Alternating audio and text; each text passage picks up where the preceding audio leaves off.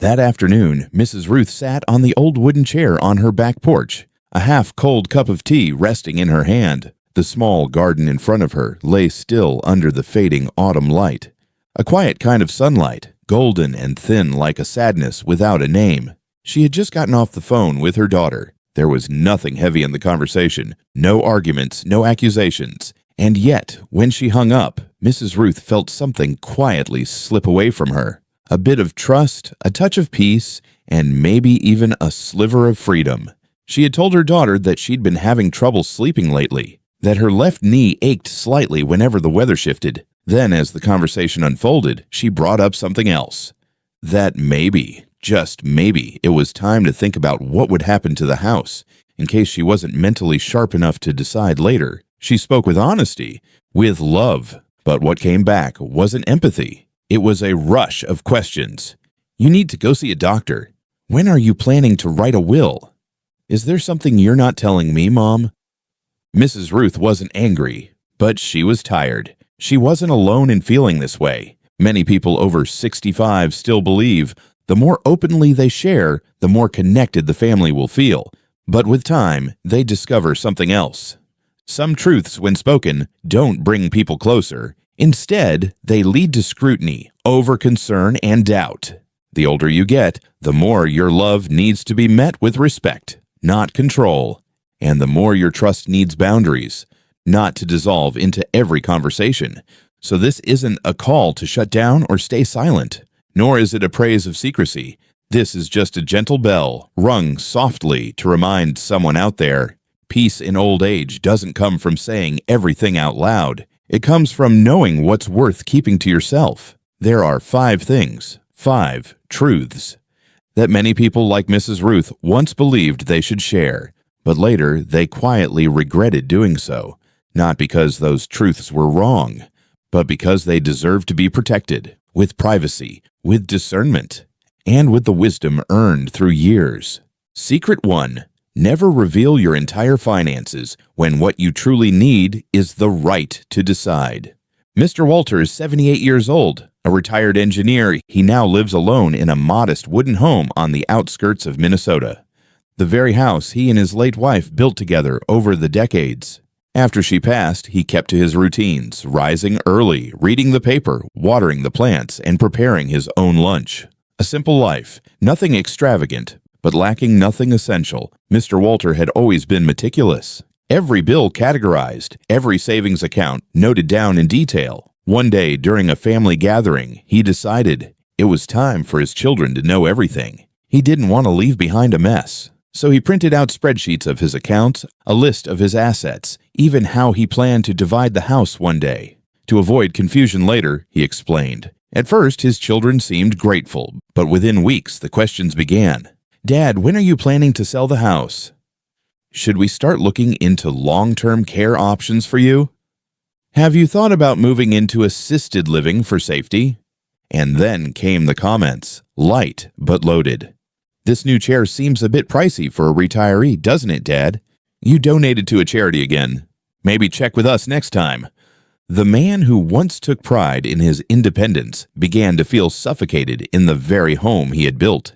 Every purchase, whether it was a new pair of shoes or a dinner out, felt like it needed justification. What he thought was transparency turned into the loss of something far more precious, his autonomy. Because once the numbers are on the table, you're no longer just a father or grandfather. You become a manager of assets. And those assets, slowly, quietly, take center stage, even before the person behind them. Of course, you need a will, a legal plan, and someone you trust. But that doesn't mean you must tell everyone everything right now. You owe no one your financial statements. You do not need to explain why you bought a new refrigerator or gifted money to a grandchild in college. Your money is the result of a lifetime of work, sacrifice, and saving. And the person who has the right to decide how it's used has always been you. Secret 2. Even a small ailment can quietly take away your freedom. Mrs. Elaine lives alone in a small white cottage on the edge of town. At 74, she still drives herself to the grocery store, bakes pastries every weekend, and tends to her backyard garden, just as she's done for decades. Neighbors often call her the sprightly lady, always wearing a straw hat, soft cotton slippers, and always greeting with a warm smile. One Sunday morning, after a couple of days spent weeding and planting, she called her daughter. Just their usual weekend chat. As she described the lavender just starting to bloom, she casually added, "I think I bent over too much. My shoulders are a bit sore today." It was nothing serious. Not a complaint, not a cry for help, just a small reminder of what aging quietly brings. But by that afternoon, her phone rang again. Her daughter's voice was anxious. "Did you pull a muscle? Did something pop?" The next morning, Mrs. Elaine received a message. "I scheduled a physical therapy session for you next week." Then came more suggestions. "Do you want me to hire someone to help with housework so you can rest more?" From a fleeting ache in the shoulder, Mrs. Elaine suddenly became someone who needs assistance. Every time she lifted a flower pot, a message would arrive. "Leave that for me, Mom." Every time she planned to drive out at night for a local music show, "Are you sure you should be driving yourself?" Within weeks, something shifted, something she never expected. She began to feel like a different person in her daughter's eyes. Not because she had grown weaker, but because one small, honest comment had quietly reshaped how others saw her. The care she once cherished now felt confining. The love meant to lift her now seemed to require permission to live the way she used to. The truth is, the little changes that come with aging are part of everyone's life. But not every change needs to be shared, because sometimes when you speak about a small pain, you're unknowingly giving away something more. Your image, your strength, the way others define you. And once that image shifts in their eyes, it's hard to get it back. Secret 3. When it comes to family matters, silence can sometimes be the wisest response. Mr. Leonard is a calm and thoughtful man, 82 years old, and a retired high school principal. He has always believed that kind words spoken at the right time could bring about positive change. So when his daughter Emily mentioned that little Sam, his grandson, was leaving toys all over the house without cleaning up, he gently offered a thought. "Maybe," he said over afternoon tea, "Sam should start learning to put his toys away after playtime. He's 5 now." That was all. No judgment, no harshness. But Emily paused. She set her teacup down.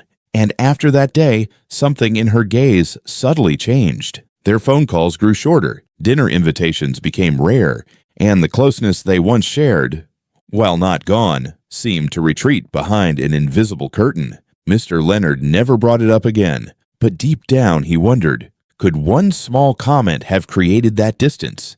The answer is, perhaps. In families, emotions act like lenses, bending even the best intentions into something else. A piece of advice can sound like criticism. A gentle suggestion can feel like you're not parenting right.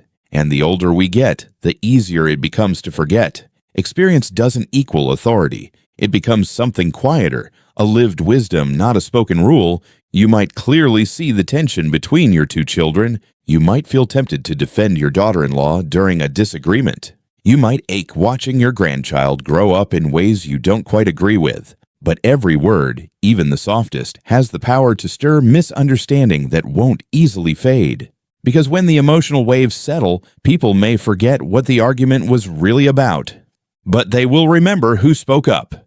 And that memory can linger like a ripple that never fully disappears. So sometimes wisdom is not about saying the right thing. It's about knowing when not to say anything at all. Not because you don't care, but because you refuse to add fuel to a fire already burning. You can still be present. You can still listen. But you don't have to fix everything. Just because you were once the one who knew best. Secret 4. A simple regret can leave an unexpected wound. Mrs. Lorraine was once an elementary school teacher. Years after retirement, she lived with her youngest daughter, Jenna, a nurse who worked long shifts. Their mornings together were usually quiet and comforting, with soft light streaming into the porch and the kitchen still warm with early sunlight.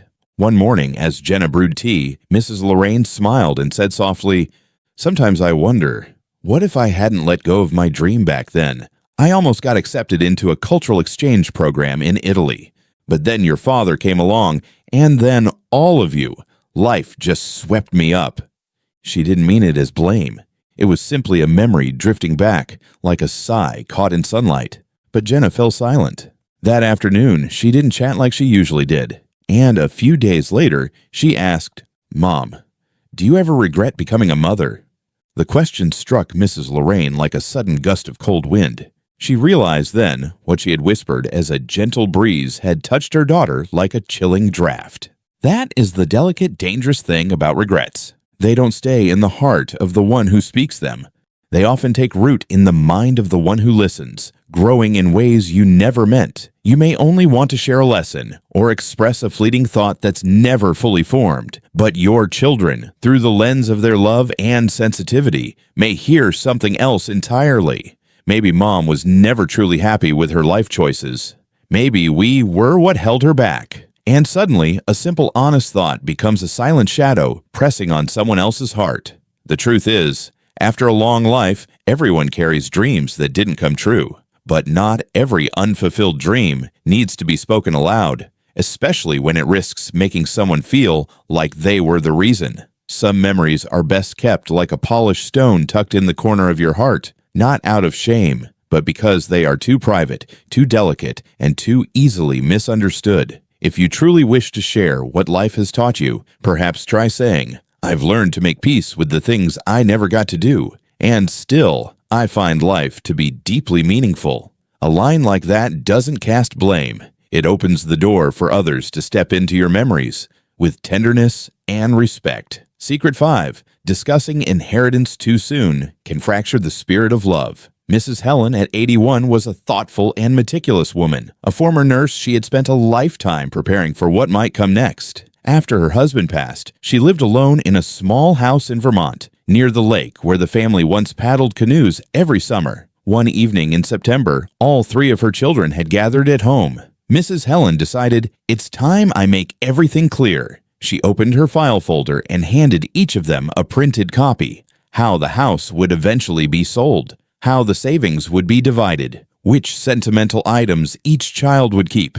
She thought this would make things easier, fairer, that when the day came, her children wouldn't have to argue or wonder. But within 2 weeks, something began to shift between the siblings. Her eldest son, Thomas, started calling more often, asking about current market prices for the house. He suggested selling it soon, while the market's still strong. Her daughter, Elise, who had moved out of state to care for her ill husband, questioned why her portion didn't reflect her sacrifice of leaving home. Her youngest, Jonah, said nothing, but his tone grew distant. His calls became shorter, his words guarded. Mrs. Helen never said it aloud, but she knew. From the moment those documents were handed out, she was no longer just their mother or grandmother. She had become the holder of assets, and every personal decision she made began to feel measured. A short weekend trip to the mountains? Maybe save that money for the grandkids, Mom. A new armchair she liked? That one's expensive. A simpler one might do. Every glance, every pause, every comment carried a weight she couldn't quite explain. It was as if she now had to live reasonably, as if the rest of her life needed to be pre-approved to make her legacy seem fair. The truth is, estate planning must be done, but it doesn't always need to be made public too soon. Not everyone is ready to receive that kind of information with grace. Some may turn it into a scoreboard, some may feel underestimated, and some, without saying a word, will begin to see you differently. The most meaningful legacy you leave behind isn't on paper. It's in how you live your final years, with calm, with dignity, and with freedom. And if someone only shows interest once money enters the conversation, you have every right to ask yourself, do they value you for who you are, or only for what you own? Closing. It's not about hiding, it's about choosing wisely what to keep.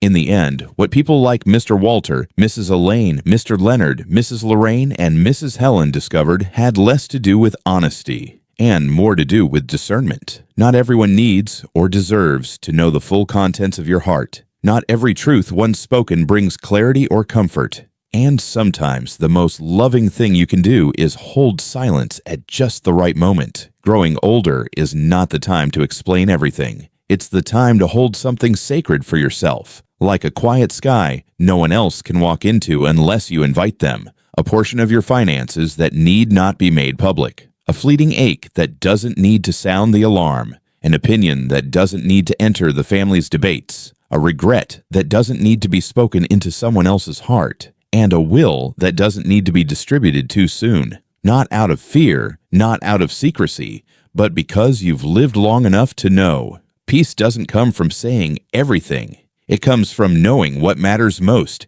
and choosing when, how, and with whom it's worth sharing. So if you're holding something quietly inside, please don't feel guilty. It's not distance, it's wisdom. And if this message spoke to you in any way, leave a comment, a thought, or even just a quiet nod in your heart. Click like if you saw yourself in one of these stories, and share this video with an older friend, perhaps someone who's been needing a gentle word of understanding. Don't forget to subscribe to Light of Wise Elders, a space where we don't need to speak loudly to be heard. Here, we understand each other softly, slowly, and deeply. Thank you for staying with us until the end. And may you, starting today, live more fully, in stillness, in freedom, and in your truest self.